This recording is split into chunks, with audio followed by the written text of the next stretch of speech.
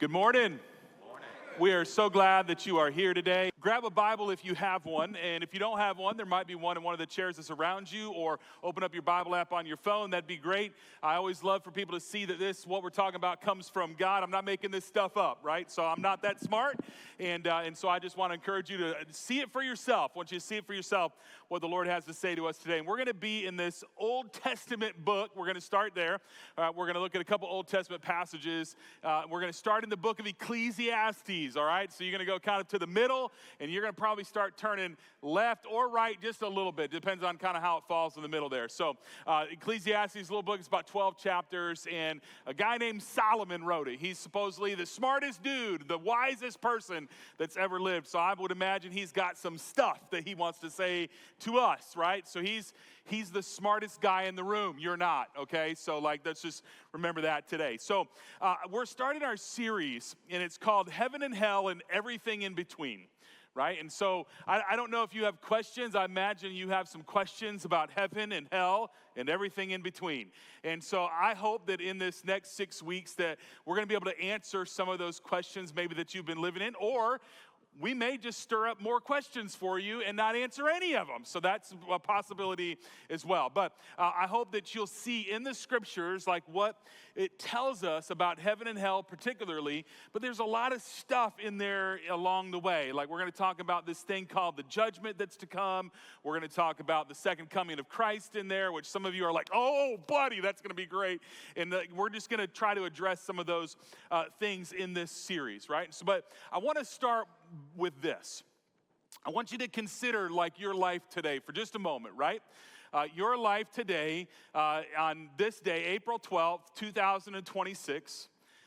And if you look back at your life, maybe over the last even couple of weeks, how often have you actually thought about eternity? Right? Now, you don't have to answer that. Just consider it for a moment. How often have you actually thought about eternity? Now, here's one of the things that I know, okay? I'll just be real honest, is I think the older we get, the more that we think about it, right? I'm not picking on some of you that are older, right? I'm not picking on some of you that are older. I just think that's a reality, right? The older that we get in this life, the more we're just kind of thinking about what's to come, right? Because we have a lot of life in the rear view mirror, so to speak. And so because a lot of life is in the rear view mirror, we're thinking about, okay, what is this thing that's to come? Now, here's part of the problem, right? Part of the problem is that throughout the scriptures, we're actually told and challenged and instructed that we really should be living life with eternity in view. We should be living life with that perspective. Paul, actually, if you remember Paul in the New Testament, right, didn't always follow Jesus, but then came to faith in Christ, instrumental in planting the church that we are part of today. And he wrote in the book of Colossians, in Colossians 3, he talked about setting your sights, setting your mind and setting your heart on things above where Christ is seated at the right hand of the Father. And so he challenged us in that. What he's talking about is he's talking about eternity. He's talking about something bigger than just the here and now, right? And so many of us, we get caught up in our day-to-day life. We get caught up in paying our bills, and we get caught up in where our kids are today, and maybe even our grandkids are today, and we're living in this little bubble of time, and we don't really give consideration or thought to this future that is supposed to and will happen one day, right? And we're for sure not really even thinking about, how do I prepare myself for this eternity? However, in the book of Ecclesiastes in chapter 3, Solomon actually begins to point us in that same direction. Because the reality of it is, for all of us, we're living in the same space. In Ecclesiastes, when he starts writing, right? Now, one of the things you've got to know about Solomon, in case you didn't, is not only was he the wisest man that ever lived, but he also had everything that you could ever imagine. Right? Like whatever it is today that you might be chasing, he had it, right? He had it. He had everything at his disposal. He was wise, but he also had all of the stuff that you could ever imagine accumulating in this life. Like whatever it is, like if he lived today and he had that same, like that's what he would have. Everything that you could ever imagine. He would have the nicest car. He would have the nicest house. He would have everything that you could ever imagine. But he gets to the end of it and he goes, I'm realizing that with everything that I have, and even everything that I have attained in this life, it's empty. And he's like, there's this hole that's in my life that I am not able to satisfy with anything in this world. And I wonder this morning if there aren't a few of you sitting out there today who have this hole in your life. And you haven't really been able to put words to it. Like, I believe that happens sometimes. Like, we're chasing after different things that we think will provide meaning for us. And we chase after those things, and we get the thing that we thought we wanted. And then we get to the end of that, and we've attained it, and it's like, I still want something more. Like, there's just something missing in this. And what that means is, every person, all of humanity, by the way, has that kind of a hole and craving in their heart. Listen to what Solomon says in Ecclesiastes, right? Ecclesiastes chapter 3, verses 9 through 15. Now, the big picture of this is, and the thing I want you to consider is that all of the accolades and all the things that you can attain and all the things that you can accumulate in this life, and you come up empty in that, what it means is this. It means that you were made for more. You were made for more. Like you were made for more than this life, the here and now, can ever offer you. And like I said, like we're living life and we're going through our 20s. We think we're kind of invincible. We get to our 30s and we're kind of like, hey, this is a bit of a mess and I'm making a mess. And you get to the 40s, you think you got some things figured out. You get to your 50s and 60s. Like as you're going through life, the farther you get along the way, the more you realize how empty some of the pursuits were that you had. So what that also means is, man, if you're one of those younger ones that's sitting in the room today, and you can actually begin to grasp on to the truth that Solomon is writing in Ecclesiastes, and you can begin to realize that this big hole that you have in your life can only be filled with one thing, and I'll tell you what that is in a minute. And nothing else will satisfy, because you were made for more. This is what Solomon writes. Ecclesiastes 3, verse 9 through 15. He says, what do people really get for all their hard work? Right? Now, just for a minute, like humor yourself and just think about, you know, if you're kind of got to that retirement thing, right? You got to the retirement thing and like one day you're working and then the next day it's like, I'm retired. And you spent umpteen years doing the thing that you were asked to do, that you were hired to do, that you were paid to do. And then guess what? The next day you didn't show up to the office and guess what? The work still got done. Not only did the work still get done, but what did you get for all your hard work? I mean, you may have gotten a pension out of it. I mean, you may have gotten some retirement that you've invested in. You may have gotten a nice gift as you departed. But at the end of the day, like the work's got to go on even without you. You thought that you were irreplaceable. But what you found out was you're actually replaceable. Because everybody's replaceable, honestly. Like, everybody's replaceable. And so Solomon's asking this question, like, what do we get for all of our hard work? I have seen the burden that God has placed on us all, right?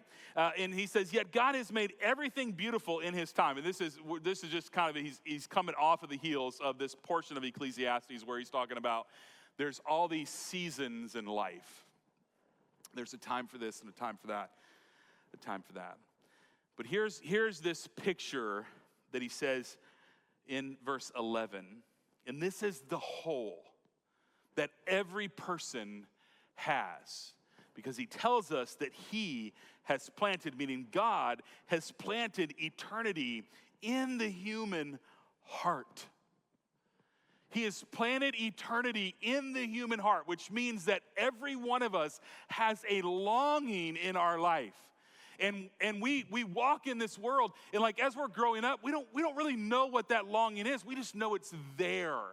And that longing comes in all sorts of shapes and sizes, right? The longing comes in dollars in our checkbook. The longing comes in like the career that I choose, and even finding something that has a meaning. It's like, well, I don't really care about the dollars, but I want to work for an organization that has meaning and substance to it, and all of those types of things. It could just be like, man, if I met just the right person, if I have, the 2 kids and the white picket fence and the great house, like if I have all of those things, that I'm going to be completely satisfied. And you move in that direction, you start walking in that direction, you start attaining some of those things, and you're like,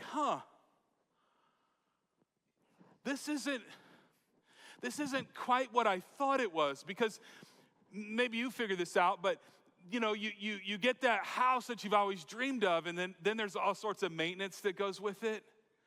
Right? The air conditioner goes out, the white picket fence gets dirty, and you got to stain it and then repaint it. Like there's all this stuff that's going on. It's just this continual cycle of, man, I got to keep up with all of the stuff. And the relationship that you thought would just change everything for you, and it didn't quite change everything for you. Because there's this hole that every person has. Because God has planted something in every person. And it's a hole that here's the secret. It's the hole that only God himself can fill.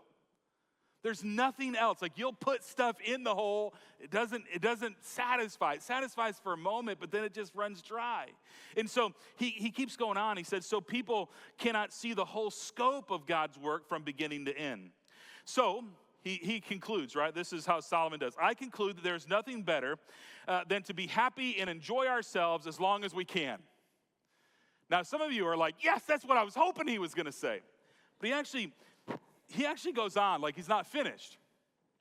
He says, and people should eat and drink and enjoy the fruits of their labor, for these are gifts from God. And so some of you are like, yes, that's great. I can eat, I can drink, and these things are a gift from God. And I will tell you this, like, yeah, I actually do think that you should enjoy the things that you have. The things that you have are not wrong, and the things that you have are not sinful. Let me say that. Like, you need to understand that. Like, that we sometimes live in a space where it's like you can't have nice things. You can't have wealth, and you shouldn't have a retirement account. And you shouldn't have dollars in the bank. You shouldn't have, like, and you begin to feel guilty for having those things. But the reality of it is, it's not wrong to have those things unless those things are the idol that you're worshiping.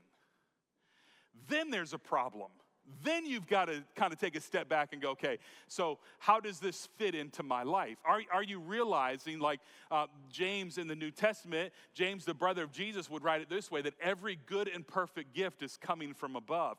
And if you can see the things that God has given you as gifts from him, right? Like you are truly giving him the glory for the things that you have, then you begin to recognize like their place in your life. They're not idols, and they're not something that you have that is satisfying you. In fact, you realize that if those things are taken away, like everything's going to be okay with you. You know, it wasn't that long ago, although it feels like a long time ago, in this years of 2007 and 2008, when the economy completely crashed and retirement account, like they just disappeared overnight, it seemed. And I remember, like, I stepped into a season of ministry right then, and it was challenging because you're having conversations with people that are losing their house, and they're losing a lot of money, and it's just like going away.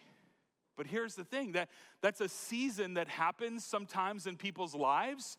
But when you have the right perspective, you know that God's got this. You see the big picture. And so one of the things that he's saying is, yes, enjoy these things and recognize them for what they are as a gift from God. But he says this, verse 14 and 15. He says, and I know that whatever God does is final. That's his perspective. Whatever God does is final. Nothing can be added to it and taken away. God's purpose is that people should fear him. You kind of begin to understand if you were to go back to the first part of chapter 3 where he's saying, you know, all of these seasons in your life are going to come and go. Seasons come and go. It's a time for this and a time for that. And you recognize, like, wherever you are today, it's a season. It's temporary. It's not permanent.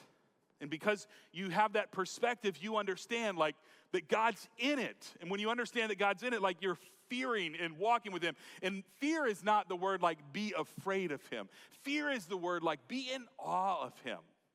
That he is going to take you from one season to the next season. And he's going to take you from that season to a different season. And all along the way, here's the thing. God is providentially moving in your life. And so he wants people to fear him. What is happening now has happened before. This is kind of his summary. Like there's nothing new under the sun. What will happen in the future has happened before because God makes the same things happen over and over again. And we look at that and go, well, no, he doesn't. And we live in this technology age and all of this stuff, and nobody's ever lived in this space. Well, true. However, the same cycle of our life is there. And the cycle is that we all have a God-shaped vacuum in our life. And throughout the history of humanity, we've been trying to fill that God-shaped vacuum with things that can never completely and fully satisfy. In fact, what you actually see happening today, right? We have access to the greatest amount of information, probably even the greatest amount of wealth, right? You have the greatest amount of fame that you can pursue. You have the greatest amount of any of that stuff seems to be happening today. And what do you find? That people are attaining that stuff and they're still empty. There's no satisfying the human heart that is built for eternity because you're made for something more. So here's our problem. And this isn't a new problem because this is actually an Old Testament thing that happens in the book of Jeremiah. If you have your Bible, turn there. You just turn to the right just a little bit and go to the book of Jeremiah, chapter 2. And I want you to see just this one verse. And maybe we will see this a little differently than the people who heard it in Jeremiah's day. Because Jeremiah was one of those prophets in the Old Testament. The people did not listen to his warnings. Like he's going, hey, word of the Lord's come to me, and let me just share with you what God is telling me. Let me caution you and warn you. And they're like, you don't know at all what you're talking about, Jeremiah. And they just went along life as usual. And they didn't make any changes to their life in what he was warning them of. And in Jeremiah 2, there's this warning that God gives to his people. And I believe it's a warning that's as true for us today as it is for the nation of Israel thousands of years ago. I believe that we are struggling with the same stuff today in our life as they were thousands of years ago. Like it looks a little differently, I give you that. But at the end of the day, like we're still doing this same thing. And here's what God says through Jeremiah to the nation of Israel in Jeremiah 2, verse 13. He says, "For my people have done two evil things," right? Two evil things. And you're sitting there going, not me. Hang on, right? One, he says, they have abandoned me, the fountain of living water. That's the first thing. They have abandoned, like this is the interesting thing in the Old Testament, right? If you're not a church person, like you didn't know this, and that's great. Like let me explain to you what's going on. Is in the Old Testament, God had this special relationship. It was called a covenant relationship with the people of Israel. And really, it was really simple. It was a simple relationship that they had together. And God told them this. He says, if you will listen to me and do what I tell you, then I got you. Like, that's the summary of it. Like, I got you. Like, he said it a little more eloquently than that. But that's what he meant. He's like, if you will do what I say, if you will follow after my commands, like, I've got you. Wherever you go, I'm going before you. I'm clearing the path for you. I'm going to help you establish this place in the promised land. All you have to do is, like, just listen to me. And they couldn't do it. Like they were like Adam and Eve in the garden, right? If you go back even before that, right? Adam and Eve in the garden, like they're walking with God in the cool of the day. Could you imagine? You know, it's going to start getting hot here soon, so enjoy the cool of the day today, right? And you enjoy the cool of the day today, just imagine that you're walking with God in the cool of the evening. It's like, how was your day, God? It was great. How was your day? And you're just having that kind of a conversation with him. And then God says, hey, listen, here's this beautiful garden. I need you to kind of work in it, like you're gonna bear the fruit of it. And you can eat of anything in the garden that you want. But there's one tree. Don't eat of it. So God, what you're saying is that I can have anything in the garden that I want. And he's like, yeah, anything in there. Like just pursue it, till it, see the fruit of it, enjoy it. But that one tree. So you're saying, God, just that one tree, don't eat of that tree. Yeah, just that one tree. Doesn't that seem simple? And what do? Well, the conniving serpent shows up, not slithering yet. That came later because that was one of the curses. It's like, hey, God's lying to you. He's holding back. And they decide to do the one thing that God said don't do. And that led to a mess that we actually live in today called sin, right? And so we're looking at this, and we might look at even Jeremiah, and we're going, listen, I would not forsake the fountain of living water. Yeah, you would. Because you probably have. In your life, there's a God-shaped vacuum. And somewhere along the way, you tried to fill that with something else. And God's saying, you've forsaken me, the fountain of living water. Living water, that water that just quenches a thirsty soul. You know what I'm talking about? Like you just get through the end of that hard day working in the yard, and you just need something to quench your thirst. And that's like the hungering and longing of the human heart. So that's the first thing that he says, like, you've abandoned me. You've walked away from me. In their Old Testament, like in that language, like they're stepping out of this covenant relationship, this special relationship that they have with God, where God's just saying, if you listen to me and do what I'm telling you to do, then guess what? I've got you. And they're like, nah, we got it ourselves. That's the first thing. Second thing is, this is what wound up happening. So they abandoned the fountain of living water. The second part of verse 13, he says, and they have dug for themselves cracked cisterns that can hold no water at all. Right? So what this means is like they're trying to dig a well, and in digging that well, they're trying to find a source of water that can satisfy a thirsty soul. And so they're digging all these wells. And what he's saying is they've dug these cracked cisterns. And what's happening is it fills up with water only to discover that it's cracked and it runs out. And there's no satisfying the soul with that as the God of their life. And they do it over and over and over again. Just like we do. And I know so many times we look at our life and we're going, but that's not me. My life is different. And I want to push back a little bit, and I want to say, hey, listen, one of the things that I'm learning in my life, and especially seeing a church, is so many people are digging from the wrong well. And so, like, if somebody takes notes, like, that's my second thing. Like, stop digging from the wrong well. Like stop pursuing things in your life that ultimately can never satisfy. Now, again, I go back to, it's not necessarily wrong to have these things. It's wrong for those things to be like the purpose of your life.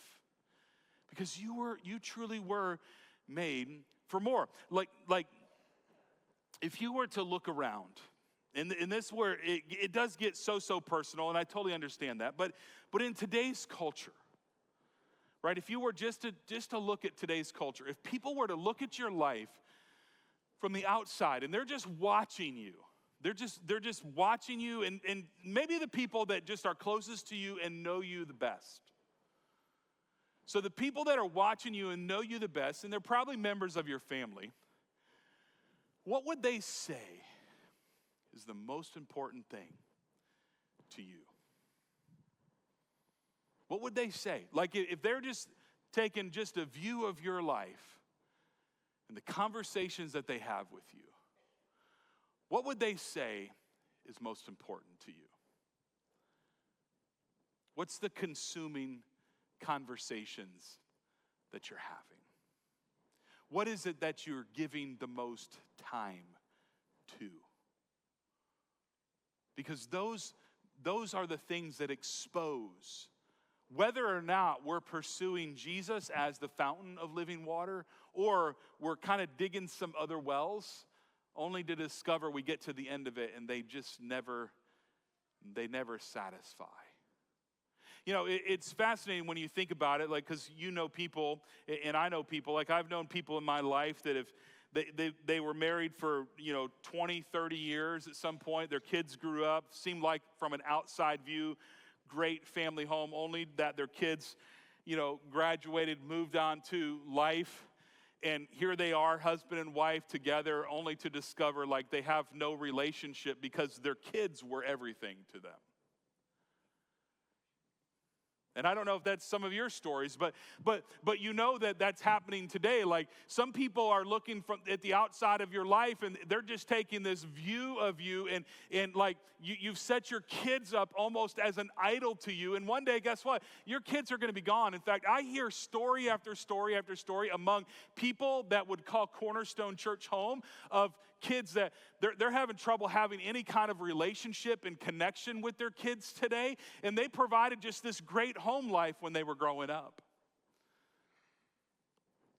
And I want to tell you, like that is so common in today's culture, where we're building these things up, and it could be a career. Right? You could be doing that with your career and just chasing after just promotion after promotion after promotion, thing after thing after thing. And you get to the end of it and you're like, I realize now how empty that was. And again, that in and of itself, like that thing isn't the thing that's wrong. It's the position that it held in your life that's wrong. So if you were to just take a step back over this next week, and I would challenge you to do it, take a step back over this next week and just look at your life and the conversations that you have. And are you doing exactly what the Israelites were warned of in Jeremiah chapter 2, where they have abandoned the fountain of living water? Because see, if you were to fast forward this to the New Testament, not only is Jesus the fountain of living water, but what he also says is that when we have him as the fountain of living water, what he also says is that then those same fountains of living water will not only come to us, but they're going to flow through us. And what that means is that in our lives now, we get to offer the people around us the fountain of living water. And by the way, the fountain of living water is so much better than judgment. Just throwing that out there. That if people could taste and see, like that's, the psalmist writes that, taste and see that the Lord is good. Taste and see that he can satisfy the deepest longing of your heart. Stop digging wells. Stop even drinking, right, from dirty water. One of the things Psalm 23 would tell us, right, that the Lord is my shepherd. I shall not be in want of anything. He leads me beside still waters, right? Like he's leading me to the right place to drink from the right source. And some of you today are drinking from the mud puddle while the fountain of living water is going, I'm right here. You don't have to drink from the mud puddle. You don't have to sit down and try to lap it up. You can drink from the well that can truly satisfy. The challenge is that we've left often our source and we've built our own broken solutions. And then everything that we're running to eventually begins to leak. And we want more and more and more, only to find that these temporary solutions, these temporary things can never fill a space that can only be filled with eternity. So what do? Well, starting back in Deuteronomy, so if you have a Bible, turn to Deuteronomy 4 and go to verse 28. And then we're going to go to one New Testament thing that I just want you to see in this.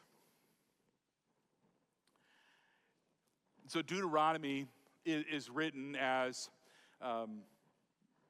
again, the nation of Israel had come out of Egypt, and they weren't a nation at that point. They were just a people, a whole bunch of people. And they come out of Egypt, and they wind up wandering around the desert because of stupid mistakes that they made. And that's like a lot of us, right? So they wandered around the desert for like 40 years. And they're right on the cusp of being able to enter into this promised land. This land that's flowing with milk and honey, like everything that they could ever imagine in their life. And God's like, if you do what I say, I've got this, right?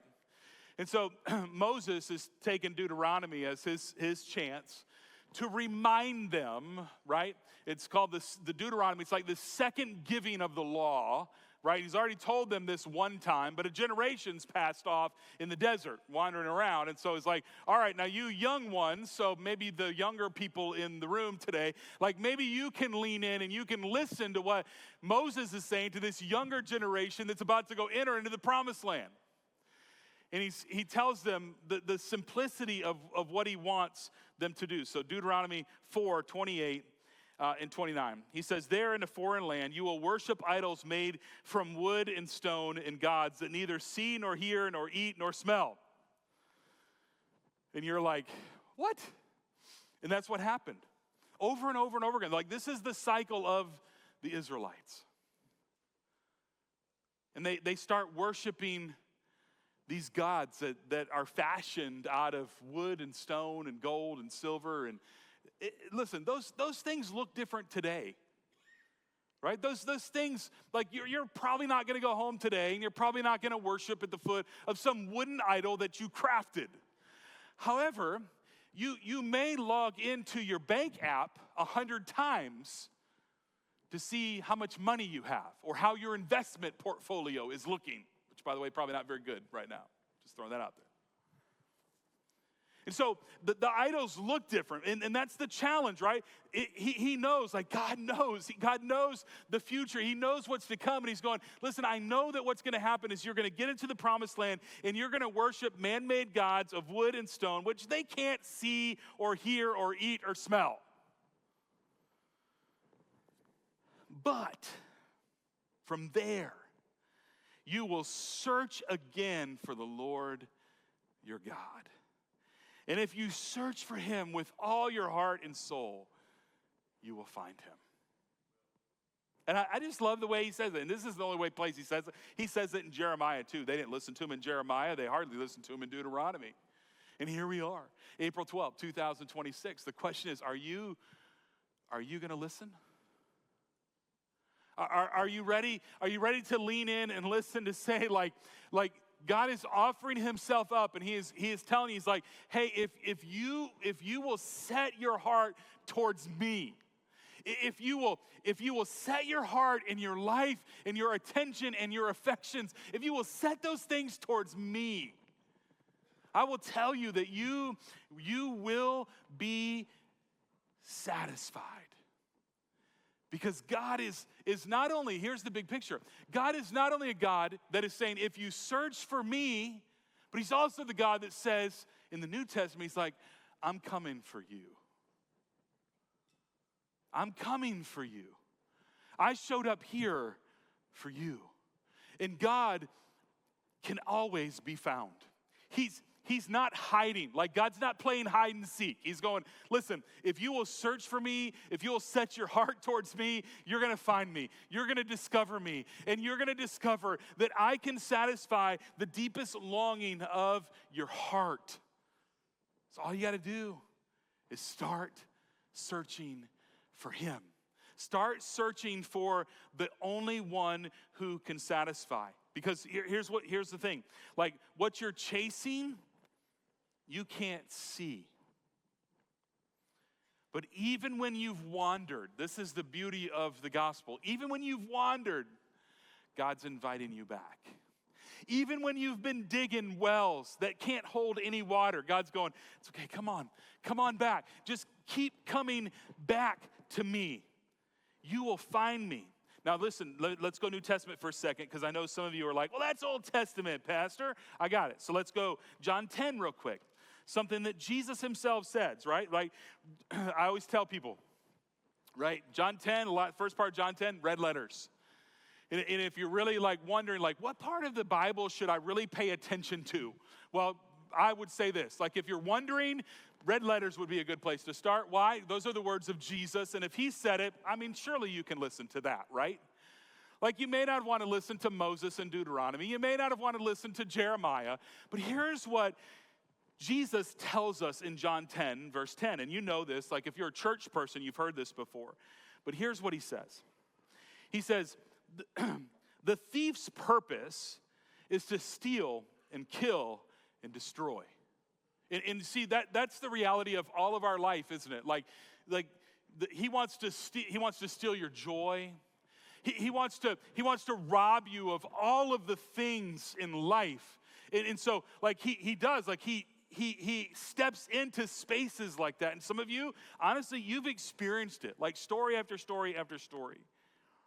But here's what Jesus says. But he says, now my purpose, and he goes back to this whole shepherd analogy in John 10, which is so beautiful. But he says, my purpose is to give them, you, a rich and satisfying life. In the way that it says in some translations, right? It says, I have come to give you an abundant life. A life that in this life you would choose to pursue Jesus, the source of living water. And he says, when you pursue Jesus, he says, you will find, in that relationship, you will find a rich and satisfying life here that honestly prepares you for eternity. Now, if your life today is consumed with what this world has to offer you, listen, the devil's purpose is to steal and kill and destroy. That's what he wants to do over and over and over again. And what he wants to leave behind is just a whole lot of carnage that's just left in the wake of life. And Jesus is going, that's not me. I want to give you a rich and satisfying life. I want to provide what your hungry soul is longing for. And he offers you that kind of life. He doesn't just fill it, he also restores it. The answer to your longing, by the way, it's not something, it's not more stuff. But the answer is that it's someone. It's someone. And his name is Jesus. And now, listen, some of you are here, and what happens is you're listening, and oftentimes we're going, oh man, if Mary could hear this message, Mary really, and I'm not picking on Mary, but here's what I know. I know that there's a lot of really good church people that are looking for satisfaction in things that will never satisfy. And I want to tell you that the place of contentment is not in stuff. It's not in religion. It's not in the right church. It's not in the right kind of music. It's only Jesus. It's always been Jesus. It's always going to be Jesus. He is the one that can fill the empty soul. And listen, you can sit in church week after week. Some of you have been sitting in church year after year after year, and you still feel like there's this emptiness inside of you. Guess what? It's probably because you're still pursuing the wrong thing instead of pursuing the right someone. And his name's Jesus. Now, there's also people in the room. I acknowledge there's people in the room that they're still trying to figure this whole thing out. They're new to church. But what happens is in your life, like there's this God-shaped vacuum. And you've been stuffing that with all sorts of things. Your career, your kids, your family, your house. And you're going, I feel so empty. I mean, looking back at my life and like I have all of these accomplishments, but I still feel like I still feel empty, and I have this deep longing for more. I want to tell you that more is found in Jesus. It's just found in Jesus. And he is saying that if you will set your heart towards me, and if you will set your attention and your affections towards me, you will find that he is the fountain of living water that will satisfy your thirsty soul if you will just come to him. So the way that I want to close is real simple. We're going to sing one more song. But I'm going to ask you to bow your heads and close your eyes. And I'm just going to pray over us for just a moment. And then we're just going to sing. And hopefully in that moment, you're just going to turn your heart and your affections towards Jesus, the one who can truly satisfy. Let me pray over us. Father, we are coming to you in this moment, listening to your word and the warnings and the invitation that you have given so clearly.